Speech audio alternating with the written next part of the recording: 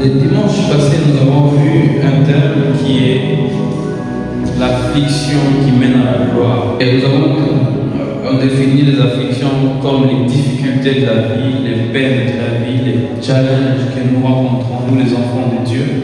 Et nous avons dit que ces peines, ce sont des tremplins, ce sont des ponts que Dieu utilise pour nous amener dans notre destinée. Et nous avons dit que nous avons trois points, trois choses qui sont la source des différentes afflictions que nous rencontrons dans la vie. Les enfants de Dieu, nous rencontrons parfois beaucoup d'injustices, beaucoup de calomnies, beaucoup de problèmes. Un enfant de Dieu, mais pour avoir une vie stable, il faut passer par beaucoup d'acrobaties, il faut beaucoup prier, pour se marier, pour faire des enfants, pour être bien, c'est beaucoup des défis. Pourtant, la Bible nous déclare que si nous avons reçu Christ, nous sommes une nouvelle créature et tout est pour nous et nous sommes co-héritiers avec Christ. Donc, normalement, un enfant de Dieu sur la terre ne devrait pas souffrir. Un enfant de Dieu devrait vivre une vie digne. Mais pourquoi, malgré que nous sommes convertis et nous croyons au Seigneur Jésus-Christ, donc les choses ne marchent pas dans nos vies. Et nous avons dit que Dieu nous a révélé trois points qui sont souvent les sources des différents défis, des différents combats que nous rencontrons dans la vie. Est-ce que tu veux dire trois points?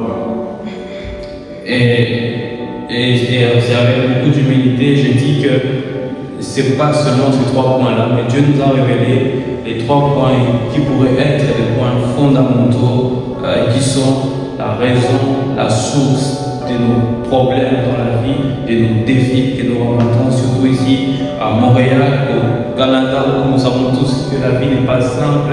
Il faut vraiment se battre, il faut vraiment passer par beaucoup, il faut travailler durement et tout n'est pas toujours juste pour nous.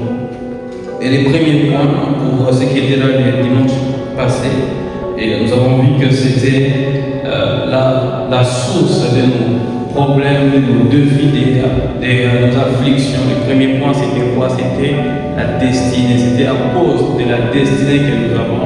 La destinée que tu portes te ramène d'abord la gloire, ça te ramène les combats. Plus tu as une grande destinée, plus le diable cherchera à intercaler que cela ne se réalise pas. Et nous avons montré, je ne vais pas traîner là-dessus, que nous avons dit que nous avons même vu l'exemple de Jésus-Christ qui était venu pour nous sauver, pour accomplir une grande mission. Et puis nous avons dit que le diable, lorsqu'il veut arrêter une destinée, il n'attend pas que la personne grandisse. Il n'attend pas que la personne devienne responsable. Il n'attendra pas que tu sois à la porte de ta destinée pour te nuire. Le diable commence à combattre la destinée, même pas dès le bas âge, mais depuis le ventre, lorsque l'enfant est encore dans le ventre. S'il rate l'enfant dans le ventre, il cherchera lorsque l'enfant est encore tout petit. C'est plus pratique pour lui. Et c'est pourquoi il y a des destinées, des vies qui ont été détruites depuis l'enfance. Et j'ai expliqué quelque chose que j'ai dit, même si la médecine l'explique, mais spirituellement, c'est pas normal qu'un enfant puisse naître un efféminé, par exemple. C'est pas comme ça que Dieu a créé l'homme. C'est le diable.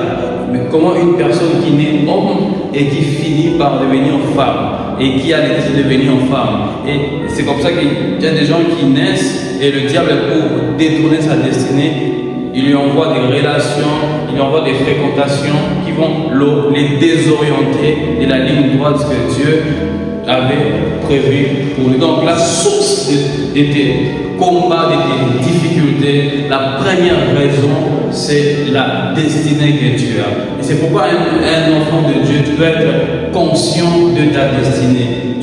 Tu dois savoir pourquoi tu existes et à quoi Dieu t'appelle. Ben, je dis qu'en Israël, c'est qu'on cherchait à savoir lorsque l'enfant naissait, pourquoi cet enfant est né, quel sera cet enfant. C'est comme ça qu'on nommait souvent les enfants selon les circonstances, selon les destinées. Vous voyez, donc tout le jour tu dois savoir qui tu es et pourquoi tu existes.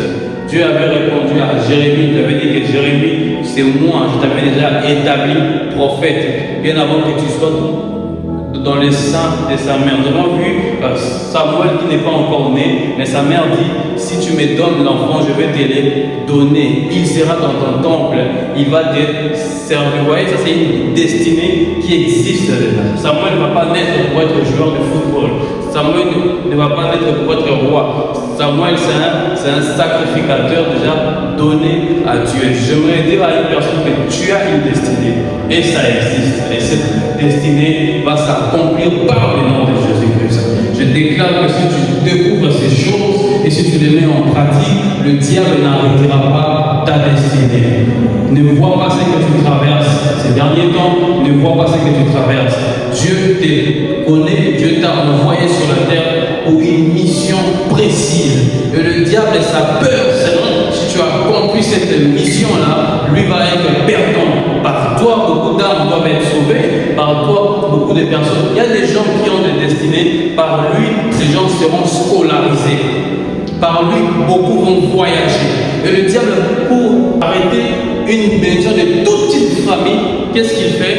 Il combat cette personne-là et comme ça, beaucoup de personnes seront bloquées. Je déclare que par le nom de Jésus-Christ, puisque je déclare, vous connaîtrez la vérité et la vérité vous affranchira. Puisque tu es au courant de ces choses, toi, on n'arrêtera pas ta destinée. Peu importe les degrés de combat, des défis, je dis que désormais, le combat, les défis que tu vas rencontrer seront des escaliers qui vont t'amener vers ta destinée. Et je dis ceci que les frères de Joseph ont voulu arrêter sa destinée. Les frères de Joseph, lorsqu'ils ont été mis au courant de son rêve, ils ont comploté, ils ont dit, voyons voir comment ton rêve va se réaliser cette fois-ci. Ils ont résolu de le tuer. Après ça, ils ont résolu de le vendre. Ils ont dit, ok, maintenant, voyons voir, on est donc esclaves. Comment cela va s'accomplir?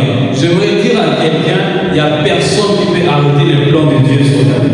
Je déclare ceci, il n'y a personne qui peut arrêter le plan de Dieu pour ta vie. Pendant que l'ennemi est en train de mettre les obstacles devant toi, ce n'est qu'un tremplin, ce sont des escaliers que lui-même place pour t'amener dans ton chemin de destinée, pour t'amener dans ta destinée. Les frères de Joseph vendaient Joseph pour que son rêve ne se réalise pas. Ils ne savaient pas que Dieu était en train de les utiliser pour que justement que ce rêve-là puisse s'accomplir.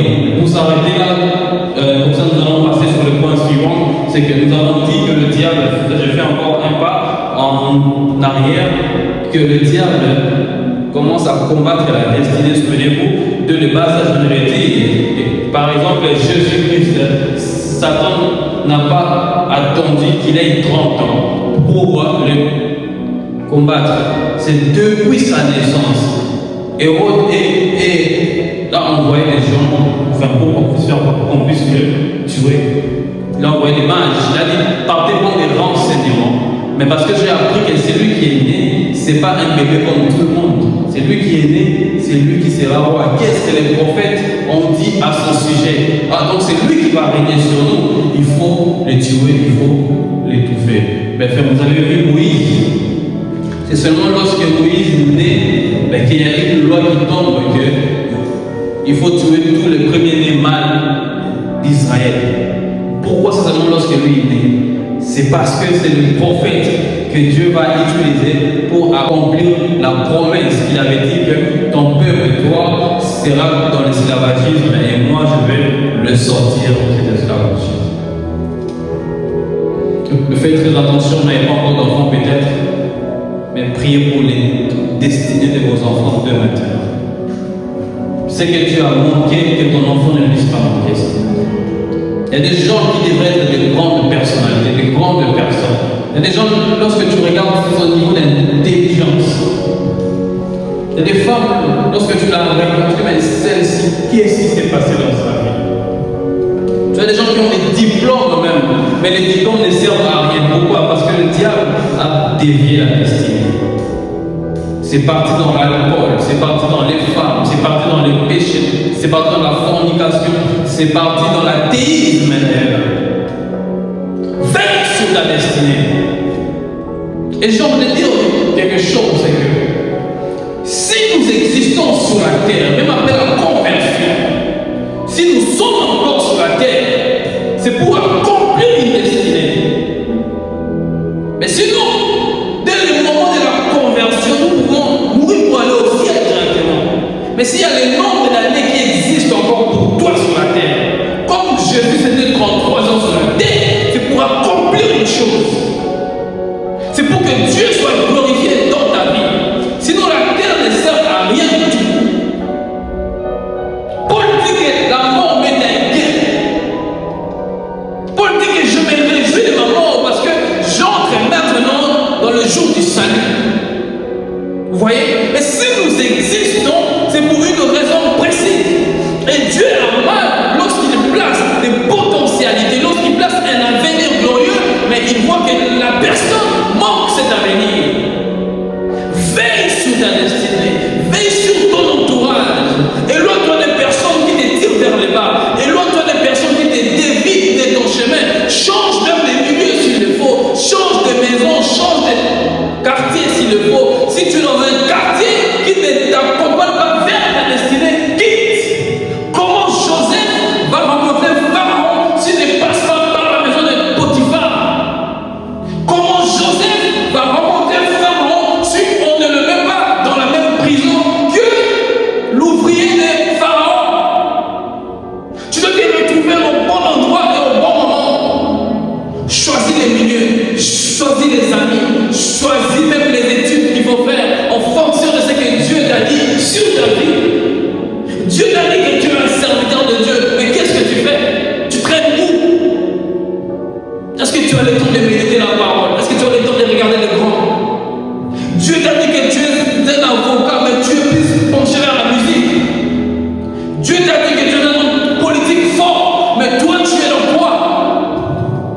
Marche selon ta destinée, sinon tu perds ton temps sur la terre. Tu iras au ciel certes, mais tu rateras ta destinée sur la terre, tu souffriras. Et le comble, c'est que lorsque tu rates ta destinée, tu risques de même nier la foi. Parce que si tu crois au Seigneur Jésus-Christ, mais ta vie ne marche pas bien, tu risques de douter après. Alléluia. Prenons le livre et nous allons lire dans le 2 Corinthiens, chapitre 4. 9 à 10, et après ça, nous allons même voir le deuxième point qui est la source de l'affliction. 2 Corinthiens chapitre 4, 9 à 10, et après nous allons lire 16 à 18. Est-ce que frère, notre idée? 2 Corinthiens 4, verset 9 à 10. 2 Corinthiens 4, 9 à 10. verset 9, nous lisons au nom de Jésus. Amen. Persécuté, mais non abandonné. Abattu, mais non perdu. Portons toujours avec nous dans notre corps le nom de Jésus, afin que la vie de Jésus soit aussi manifestée dans notre corps. Amen. Et puis nous allons prendre 16 à 18. C'est pourquoi nous ne perdons pas courage. Et lors même que notre homme extérieur s'est détruit, notre homme intérieur se renouvelle des charges. De jour en jour. Car nos légères afflictions du moment présent produisent pour nous, au-delà de toute mesure, un poids éternel de gloire. Parce que nous regardons non point aux choses visibles, mais celles qui sont invisibles. Car les choses visibles sont passagères et les invisibles sont éternelles. J'aime bien comment Paul appelle ça. Paul minimise, il dit nos légères afflictions. Même si c'est lourd, il dit nos légères afflictions. Ce n'est pas léger, mais c'est le langage de la foi et surtout de la révélation. Amen. Et le deuxième point, la deuxième chose qui suscite en nous les combats, les afflictions, les calomnies, les rejets, ce qui fait que les choses ne marchent pas bien dans notre vie, malgré que nous sommes des enfants de Dieu, malgré que nous avons le Saint-Esprit, malgré que nous avons Jésus-Christ avec nous, ce qui fait que nous vivons beaucoup de déceptions. La deuxième chose, le deuxième point, la deuxième raison, tu l'appelles comme tu veux, c'est le monde entier, vous le savez, je le dis souvent ici, est sous l'emprise du malin. Le monde entier est sous l'emprise du malin. Crois au Seigneur Jésus-Christ, c'est beau bien. Prêche la parole, c'est beau bien. Chante, c'est beau bien. Prie, c'est beau bien. Et tu dois savoir que Satan, il existe. Satan n'est pas lié. Et non seulement qu'il existe, le diable, mais nous vivons avec lui dans le même lieu. Mais nous et Satan cohabitons le même espace. Mais car le monde entier est sous la puissance du malin. Et nous, nous habitons dans le monde en question. Oui, nous ne sommes pas de ce monde, mais nous habitons ce monde. Tu n'es pas américain, mais si tu habites en Amérique, il y a les lois de l'Amérique qui peuvent te... Tu penses que sur la terre, tu es le Dieu. Tu as cru au Seigneur Jésus-Christ. Tu refuses les hommes et demande de pardon. Et tu penses que la vie va te sourire. Le monde est sous la puissance du mal. C'est une chose que tu dois mettre dans ta tête et que tu dois savoir. Et Jésus disait ceci, que lorsque vous priez, demandez que mon règne en moi vienne sur vous. Parce que si vous n'appelez pas ça, vous êtes sous le règne du diable. Il a fait déclaré que les ténèbres ne régneront pas toujours. Ne régneront pas toujours. C'est dans le futur.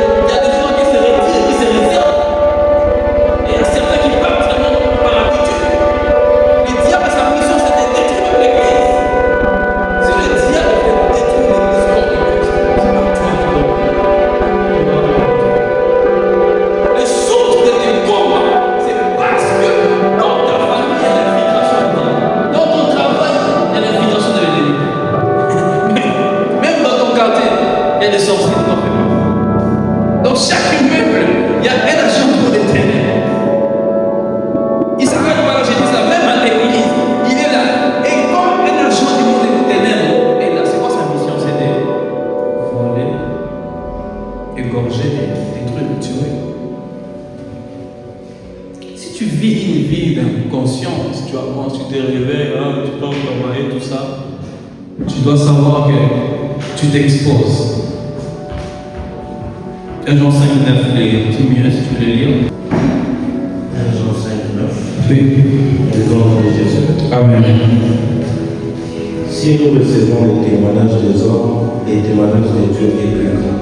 Car les témoignages de Dieu consistent en ce qu'il a rendu témoignage à son Fils. C'est comme ça que vous allez rencontrer dans la vie beaucoup d'ennemis, beaucoup de personnes qui vont vous détester, qui ne vont pas vous aimer. Mais comment toi, tu es un enfant de Dieu, tu veux que les gens parlent bien de toi?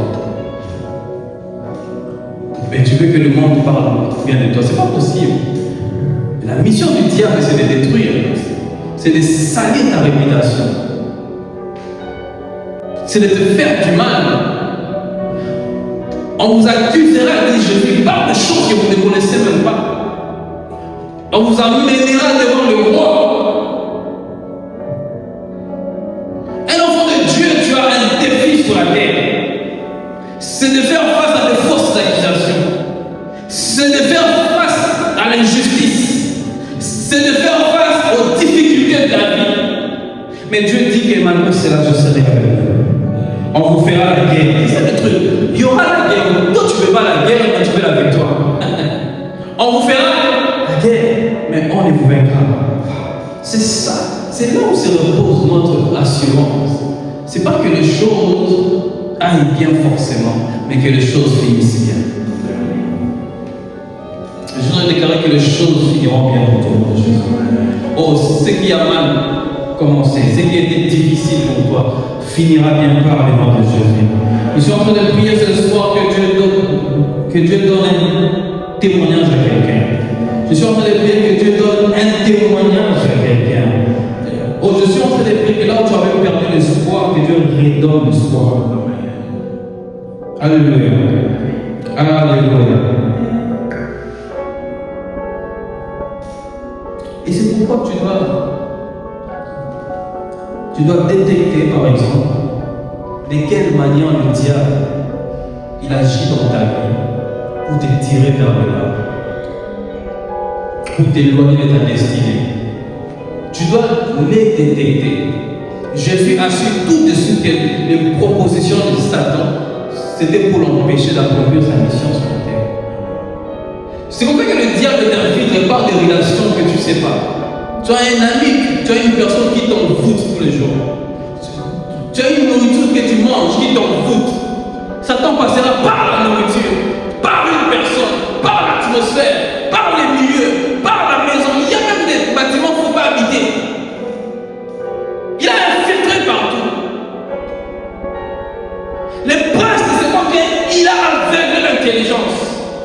Satan ne sortira pas avec les... Comme on nous montre dans les films, je suis Satan, non. Il se dégage en ange des lumières.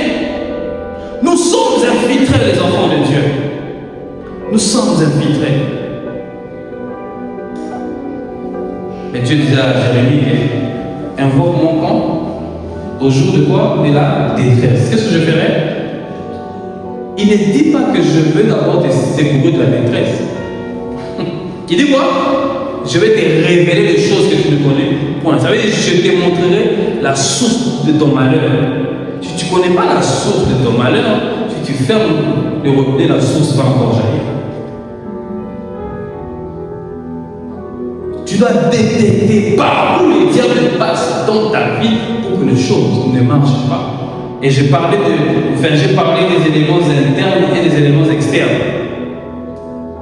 Il y a des choses, il y a des gens, il y a des milieux que le diable utilise de l'extérieur, des relations, des maisons, des milieux pour te nuire. Mais il y a aussi des choses que le diable a sémées en toi-même pour te nuire. La haine, la jalousie, la méchanceté, cupidité, le vol.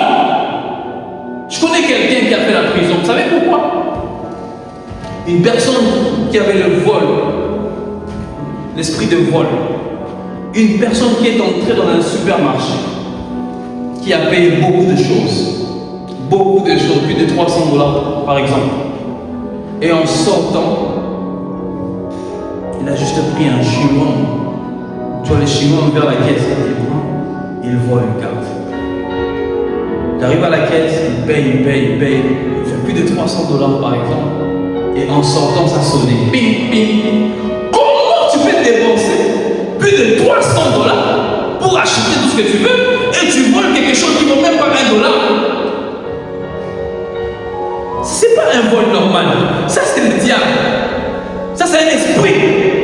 C'est une sémence du diable.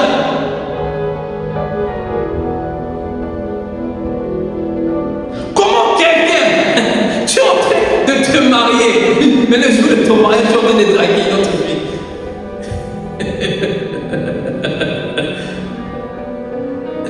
Est-ce que c'est normal ça? Tu peux expliquer ça comment?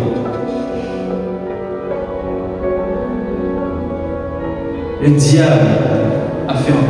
Il y a des gens qui détestent seulement le succès des autres. Il a juste la haine, il a juste mal au cœur.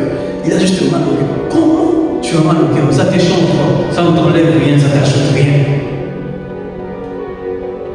Et Jésus disait que le prince de ce monde vient. Il n'a rien de lui en. Je prie que le diable n'ait rien de lui en toi au nom de Jésus. Je déclare qu'en toi, il n'y aura rien du diable au nom de Jésus. Il n'y a pas de haine dans ta vie au nom de Jésus. Je déclare que l'esprit de jalousie ne va pas prendre place dans ton cœur au nom de Jésus. Je chasse tout ce qui attire les malheurs dans ta vie au nom de Jésus. Alléluia. Alléluia. Alléluia.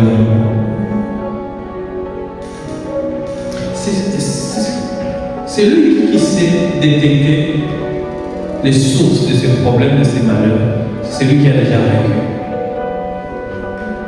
Si tu sais savoir pourquoi ça m'arrive, c'est les débuts de la victoire déjà. Et si tu avances dans la vie comme ça seulement, tu pleureras. Tu pleureras. Et même les Français disent quoi? Vaut mieux un ennemi que tu connais qu'un ami que tu n'aimes. Ah, mon cher, on va à l'église. Non, moi je suis fatigué. Toi, d'abord, on va se voir lundi. Vérifie dans tes relations. Ça t'apporte quoi? Vérifie dans tes fréquentations. Ça t'apporte quoi? Abraham a dit à son élu, l'autre, je vois qu'on dise ça ne va pas, il faut qu'on puisse nous séparer. Toi choisis soit ton gauche ou droite, moi je choisis de nous séparer. Et à moi je te dis que si deux personnes ne se mettent pas d'accord, qu'ils fassent quoi, qu'ils se séparent, on ne peut pas faire chemin. Mais si on n'a pas la même vision de la vie, si on n'a pas la même foi, comment quelqu'un qui ne croit pas en ton Seigneur Jésus-Christ, quelqu'un qui critique Jésus-Christ, mais c'est ton ami, tu marches avec lui. C'est par lui que le diable passera pour te rétrograder. Comment tu sais que c'est un voleur, mais c'est ton ami intime? Comment tu sais que cette fille-là, c'est une impunique, mais c'est ton ami intime? Comment tu deals avec un malfaiteur? C'est par là que le diable passe pour te réclamer. Jésus disait à Pierre que Satan t'a réclamé. Quelqu'un qui marche avec Jésus, Satan l'a réclamé. Et toi qui marches avec un malfaiteur. Vous voyez? Tu dois savoir par où le diable passe dans ta vie. Tu as une destinée qui existe. Et bien déclare que je souhaite que tu prospères à tous égards, comme prospère l'état de ton âme, et que tu sois en bonne santé.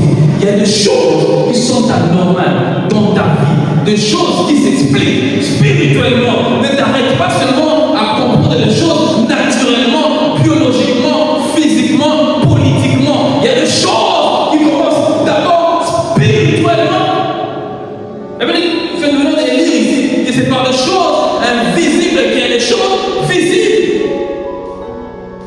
Dieu t'aime, mais Dieu a une destinée pour toi, mais il y a une opposition qui est là. Une infiltration, dit au nom de Jésus. Je chasse toute infiltration. J'éloigne toute infiltration, toute relation, toute fréquentation qui m'éloigne de Dieu, qui m'éloigne de ma destinée. Puis fais pas. Je ne sais pas. Au nom puissant de Jésus. Au nom puissant de Jésus. Tu dois savoir c'est quoi la source de ton malheur. Alléluia. Est-ce qu'on peut lire Marc chapitre 5, verset 9. Marc 5, 9, tu crois? Marc 5, de Jésus. Amen. Et il lui demanda, quel est ton nom? Les gens aiment mon nom. Lui répondit, car nous sommes plusieurs. Vous voyez, ici Jésus-Christ, notre Seigneur, notre Sauveur, il trouve un homme qu'on appelle le fou des Gadara, c'est ça l'histoire, et qui s'est jeté dans les sépulcres. Et lui, donc le Seigneur Jésus-Christ, il détecte que cet homme est rempli de démons. Ce sont les démons qu'il a mis pour qu'ils soient fous. Mais il ne se limite pas là. Il veut comprendre quel type de démon, qui est dans cette personne, qui l'emmène jusqu'à se blesser lui-même, qui l'emmène jusqu'à rester seulement dans les sépulcres. Il a dit, quel est ton nom? Tu affrontes la vie sans savoir la source, l'élément qui te freine, ce qui fait que tu sois comme tu es. Tu pries, regarde, vous priez, vous demandez, mais vous ne recevez pas parce que vous priez mal, vous ciblez mal. Il dit, quel est ton nom? Tu imagines si Jésus chassait juste un démon, il dit, toi démon sors. C'est un qui allait sortir, mais il y a d'autres qui allaient rester. Il dit, nous sommes légions, nous sommes nombreux. Et je dis, prends l'information. Prends l'information un peu dans ton milieu, là. Il y a qui? Dans ta famille, il y a qui? Il y a qui? Qui est à côté? Tu marches avec qui? Prends l'information. Qu'est-ce que tu achètes? Il dit, quel est ton nom? Alléluia. Que Dieu puisse t'éloigner de tout ce qui t'éloigne de sa gloire. Non, je te dis, que Dieu t'éloigne de tout ce qui t'éloigne de sa gloire. Et que Dieu puisse éloigner de toutes choses qui t'éloignent de sa gloire. Que Dieu puisse éloigner de toute personne qui t'éloigne de sa gloire. Est-ce que tu peux dire Amen? La troisième raison qui fait que nous faisons face à des afflictions, je pense que je peux finir. La troisième chose, donc la première chose, on va dire que c'est la destinée, c'est à cause de notre destinée que nous sommes combattus. La deuxième chose, c'est parce que le monde entier est quoi sous l'emprise du malin. Et la troisième chose, c'est que les difficultés de la vie, les problèmes de la vie, vous devez savoir que Jésus l'avait prévenu. Jésus nous a prévenus sur les afflictions. C'est pas nouveau, non, un enfant de Dieu, mais qui s'étonne que la vie est compliquée, que les choses sont difficiles, c'est quelqu'un qui ne dit même pas la parole de Dieu. C'est quelqu'un qui ne comprend même pas c'est quoi la vie chrétienne. Notre Maître, notre Seigneur et Sauveur Jésus-Christ nous avait prévenus. Alléluia. Dans Jean 16, qu'est-ce qu'il dit? Vous aurez des tribulations dans le monde, c'est pas au ciel. C'est Jésus qui parle, il dit, vous aurez quoi? Des tribulations où? Dans le monde. Mais prenez courage. J'ai vaincu le monde. Oui, je dis que j'ai vaincu le monde, mais malgré cette victoire, vous n'aurez pas des tribulations. Il y a des gens qui font des jeûnes et prières pour avoir du travail.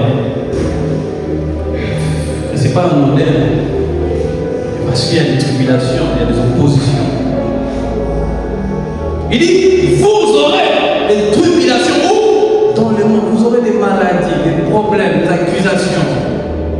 Vous aurez des injustices ici dans le monde. Quand on est chrétien, ce n'est pas que tout est rose. C'est en ces moments-là que le combat maintenant commence. Parce que si tu ne crois pas au Seigneur Jésus-Christ, le diable a que faire de toi. Parce qu'en fait, des gens qui, genre, depuis que je crois, ma vie est devenue encore très serrée, très difficile. Mais oui, tu as changé les camps. Le diable ne va pas combattre les siens, il combattra ceux qui sont ailleurs, ceux qui sont avec Dieu. La Bible déclare que la vie d'un enfant de Dieu sur la terre, le sort d'un enfant de Dieu est celui d'un soldat. Nous sommes des soldats. Et un soldat, ce n'est pas celui qui pleurniche. Un soldat, ce n'est pas celui qui pleure. Un soldat, ce n'est pas celui qui se lamente. Un soldat, ce n'est pas celui qui pose des questions. Un soldat prend son arme et dit, il attaque, il se défend. Dieu n'a pas dit que tout sera sur un plateau. Dieu ne nous a pas donné toutes les richesses comme ça. La chose que Jésus nous a donnée, c'est le pouvoir. Et le pouvoir, ça s'exerce. Ça s'exerce, ce n'est pas ici à l'église, ça s'exerce sur l'ennemi, sur les oppositions, sur le sorcier des familles, sur le sorcier du quartier, sur le sorcier du travail, sur ceux qui te combattent, sur les mauvais chefs là. Le pouvoir de Jésus, tu dois l'exercer sur ceux qui s'opposent à ta destinée. Dieu n'a pas donné moins que ça. Il a dit le pouvoir. Et le pouvoir, si tu ne l'exerces pas, quelqu'un d'autre va venir pour te renverser. Un pouvoir, ça s'exerce. Une puissance, ça s'exerce. Tu as des choses que tu dois faire dans ton enfant de Dieu. Tu as des prières que tu dois faire. Tu as des déclarations que tu dois faire. Tu as des sacrifices que tu dois faire. Tu penses que tout est accompli. Oui, c'est vrai. Mais tout est accompli pour que tu fasses des sacrifices et que ça produise des fruits. Tu as des attitudes que tu dois avoir. Tu as des résolutions que tu dois prendre. Tu as des décisions que tu dois prendre. Il faut que tu marques la différence. Alléluia.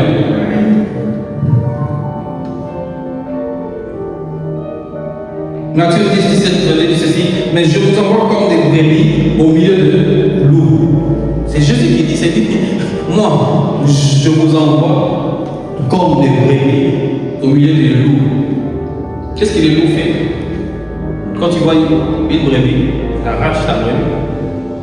Et lui-même, Jésus plutôt disait que lorsque il y a un loup qui a arraché la brebis, je partais pour prendre. Donc ça, c'est David qui l'a dit, que je partais pour arracher la brebis de la gueule du loup. Mais pourquoi tu nous envoies comme des brebis au milieu des loups? Mais c'est parce que je serai là, je veux manifester ma gloire. J'ai envie de dire que personne ne va toucher à ta vie. J'ai envie de dire aucun loup va te broyer, ni dans ta famille. J'ai envie de dire que ceux qui complotent pour te chasser du travail, ils ne sauront pas le faire au nom de Jésus. Je déclare que personne ne t'enverra un mauvais sort. Je déclare que personne n'enverra la maladie dans ta maison. Je déclare au nom de Jésus, personne ne va t'écrouler, personne ne va te tuer, car il a dit que je serai avec vous au nom de Jésus. Il dit, soyez donc prudents comme les serpents et servent comme des colons.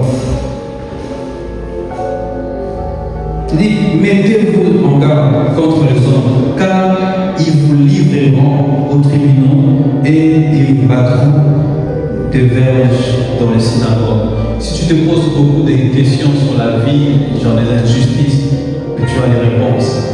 Christ nous a promis, il a dit, ça va arriver ce genre de choses. Ça va arriver ces injustices. Mais ça va arriver des mauvaises propositions. Mais ça va arriver. Et c'est même venu jusqu'à l'église aujourd'hui. Ça va arriver. Il n'y a rien qui est nouveau. Alléluia. Il dit le frère livrera son frère à la mort et le père son enfant. Les enfants se soulèveront contre leurs parents et ils les feront mourir. L'homme aura pour ennemi qui? Les gens de sa propre maison. C'est comme ça que le diable va mettre la confusion. C'est ça la mission du diable, c'est de détruire. Mais même plus un frère en Christ, il a fait ça. Mais c'est des choses que Jésus nous avait promis. Mais qu'il y aura des scandales, même à l'église. Mais que le scandale arrive, mais que ça n'arrive pas par toi. Mais malheur à qui le scandale ne vient pas par lui. Alléluia. Alléluia. Alors je vais vous donner deux choses pour faire face à ces éléments qui sont sources de malheur, combat, défis dans nos vies. Il y a deux choses. Il y a deux choses que tu dois prendre comme clé. comme force, comme appui pour faire face aux drames de la vie, pour faire face aux afflictions de la vie. Il y a des choses.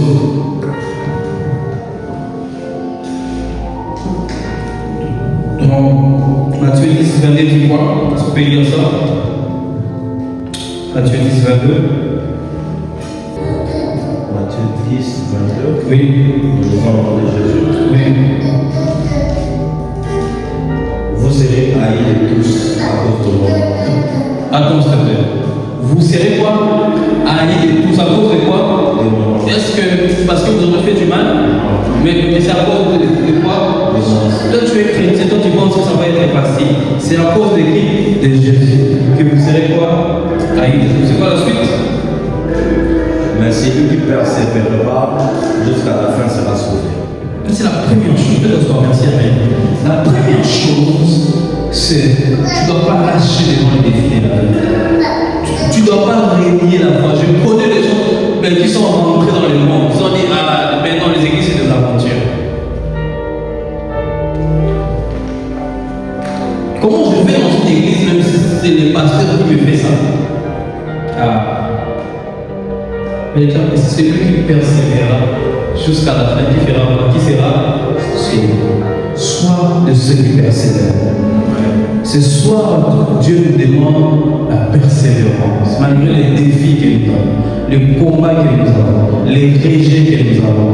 Oh, même si les autres sont en train de nous réprimander, Dieu nous demande quoi? La persévérance. C'est qui sera sauvé? C'est lui qui persévère. Dieu veut que nous puissions persévérer dans la foi, dans la parole de Dieu, dans la prière. Tu as prié hier, prie aujourd'hui. Tu as prié aujourd'hui, prie demain. Tu pries demain, prie après-demain. Celui qui persévérera jusqu'à la fin sera sauvé. Prie, prie, prie, et ne t'arrête pas. Prie, crois et crois et crois. Ne t'arrête pas. Qu'aucune situation puisse te faire douter, qu'aucune réalité puisse te faire reculer, qu'aucune personne puisse te décourager, que personne puisse t'éloigner de ta foi, que personne t'éloigne de Jésus, qu'aucune maladie ne puisse t'éloigner de Jésus. Aucune situation. Si tu vas mourir, meurs dans la présence de Dieu. Celui qui persévérera jusqu'à la fin, malgré les défis de la vie, sera sauvé. Maintiens ta foi, maintiens ta communion avec le Seigneur, maintiens tes programmes de prière, maintiens ton adoration. Ne décourage pas, Dieu veut que tu persévères. Le diable, sa mission, c'est de te décourager, c'est de te démotiver, c'est de t'éloigner de Dieu. Mais Dieu veut que toi, tu persévères. Qu'est-ce que tu peux dire de persévérance? Persévérance. Romains 5, 3, 4 dit ceci. Bien plus, nous nous glorifions même des afflictions. Donc, quand les choses vont mal, nous continuons de glorifier Dieu. Quand rien ne se décide, nous continuons de glorifier Dieu. Même s'il y a des lois contre nous continuons de glorifier Dieu. Mais pourquoi? Mais sachant que l'affliction produit la persévérance, dit la Bible. Mais je Romains 5, 3, 4. Dis-moi, l'affliction fait quoi? Produit quoi? La persévérance. Plus je souffre, plus je persévère. Plus de choses vont mal, plus je persévère. Plus personne ne me comprend, plus je persévère. Plus le monde me décourage, plus je persévère. Plus ça ne va pas, plus j'avance. Jésus, sur le chemin de la croix, il ne s'était pas arrêté. Il avançait. Mais tu imagines un seul instant, s'il mourait là sur le chemin, s'il disait bon, mais enfin j'abandonne, qui serait sauvé aujourd'hui? Mais parce que ce n'était pas seulement que Jésus puisse mourir, et une révélation qui est là, il fallait que Jésus soit d'abord pendu au bois. Il fallait que Jésus soit pendu au bois. Ce n'était pas question qu'il meure. La Bible déclare, maudit soit celui qui est pendu au bois. Alléluia. Maudit soit celui qui est porte d'abord notre malédiction. Mourir sans porter notre malédiction, ça ne vaut pas la peine. Il fallait que lui prenne notre place symboliquement. Et c'est après ça qu'il meurt. Et il meurt avec nos péchés et il ressuscite sans nos péchés. Si ça arrêtait sur le chemin de la croix, personne ne serait sauvé aujourd'hui. Alléluia. Alléluia. Alléluia. Je voudrais dire à quelqu'un que personne n'était découragé dans les choses de Dieu. Que personne n'était découragé de venir à l'église. Je voudrais dire à quelqu'un qu'aucune situation puisse te décourager. Persévère. Plus tu persévères, plus Dieu va se manifester dans ta vie. Dieu veut que tu sois persévérant dans la foi, dans la prière, dans la communion, dans tes programmes de prière. Persévère. Si tu veux dire la persévérance, est-ce que tu peux dire à ton voisin, fais-tu un voisin, maintenant il persévère. Qu'est-ce que tu peux dire à ton voisin, persévère? Alléluia. Allez, voisin, on va persévérer. Alléluia. Quand on va au pourquoi t'as bâti, vraiment, même au milieu de la tempête, dis-le. Quand on va au pourquoi t'as bâti, comment? Même au milieu de la tempête, il est là, moi je le louerai encore. Plus ça va mal, plus je loue le Seigneur. Au plus les choses vont mal, plus je loue le Seigneur. Car il m'a promis que plus je le loue, il va se glorifier. Paul et Silas sont en prison. Oh, Paul et Silas sont battus injustement, pas à cause de mais à cause de Jésus-Christ. Ils se sont mis à louer le Seigneur. Que Dieu puisse voir ta persévérance. Que Dieu te sorte de toutes les situations qui t'est reculé. Que Dieu puisse manifester sa gloire dans ta vie. Dis Amen au nom de Jésus. Alléluia. Je vais finir bientôt. La persévérance, ça veut dire la consécration. Mais je ne pourrais pas développer ça comme on dirait à la fin. Psaume 34, 9 dit ceci: ceux qui regardent vers lui brillent de joie et leur visage n'est pas couvert de honte. Ça, c'est la deuxième chose. Fixer le regard vers Dieu toujours. Pendant que le diable te montre tes problèmes et tes défis, toi fais quoi? Fixe le regard vers qui? Vers Dieu. Oui, pendant que les choses ne marchent pas dans ta famille, mais toi fais quoi? Fixe le regard vers Dieu. David dit ceci, Psaume 121, je lève les yeux où? Vers le montagne. Est-ce que les secours vont venir de mes problèmes? Non. Est-ce que les secours vont venir d'un médecin? Non. Est-ce que les secours viendront d'un homme? Non. Est-ce que les secours viendront d'un pasteur? Non. Est-ce que les secours vont venir du gouvernement du Canada? Non. D'où me viendra les secours? Les secours me viennent de qui? De l'Éternel qui a fait les cieux et la terre. Si le monde entier est sous la puissance du malin, mais il y a un Dieu qui a fait les cieux et la terre. C'est lui le propriétaire. Si lui il est en train de gouverner ici, mais il y a celui qui a créé et il y a celui qui a créé la terre et il y a celui qui est au-dessus de lui. C'est pourquoi je n'ai pas peur. Règne comme tu veux, domine comme tu veux. Si tu tues les enfants des gens, il y a un Dieu qui est capable de les restituer. Je suis en train de dire que ce que le diable pensait qu'il a volé dans ta vie, que Dieu te redonne au centime. Dieu a dit à Pierre que tout ce que tu as perdu, tu auras au centime. À part le royaume des cieux, je suis en train de prêcher et dire ceci, c'est vrai que tu iras au ciel, mais avant d'aller au ciel, Dieu va te glorifier sur la terre. Je suis en train de dire, c'est vrai que tu iras au ciel, mais Dieu te donnera un témoignage.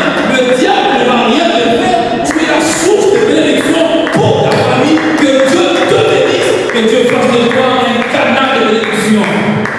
Est-ce que tu peux dire Amen? Est-ce que tu n'es pas d'accord? Est-ce que tu peux dire Amen? Je lève les yeux vers le montagne, d'où me viendra le secours? Viens le dimanche, car ton secours, c'est auprès du Seigneur. Viens chercher Dieu. C'est pourquoi David disait, je suis dans ma joie lorsque je vais dans sa maison. C'est là-bas que je trouve le secours. C'est là-bas que je trouve la bonne santé. C'est là-bas que je trouve l'épanouissement. C'est là-bas que ma vie spirituelle est comblée. Le diable pour te faire du mal, la première chose qu'il fera, c'est de t'éloigner de Dieu. Si quelqu'un veut te faire du mal, ce que la personne fera, c'est de t'éloigner de l'homme fort qui est à côté de toi. Tu peux pas frapper un enfant si tes parents sont là. Tu attendras. Si tu te retrouves seul, puis tu profites. Le diable ne voudra pas que tu viennes chaque dimanche. Le diable ne voudra pas que tu pries chaque minute. Le diable va mettre de la fatigue, le découragement. Le diable va t'éloigner de la présence de Dieu pour te livrer, pour te faire du mal.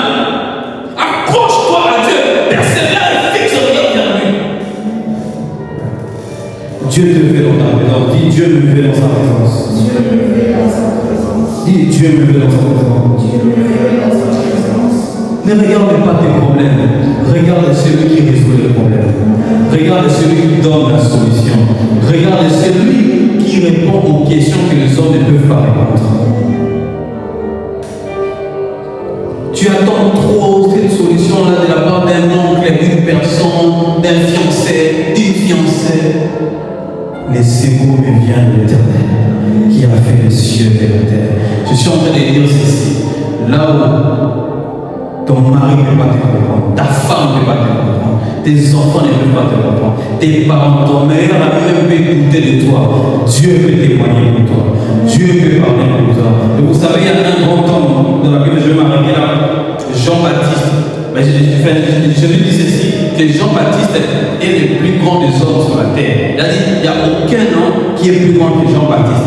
Et Jean-Baptiste, dans son temps, pendant qu'il était prophète, pendant qu'il parlait, les gens venaient pour l'écouter. Et cet homme-là a annoncé Jésus-Christ.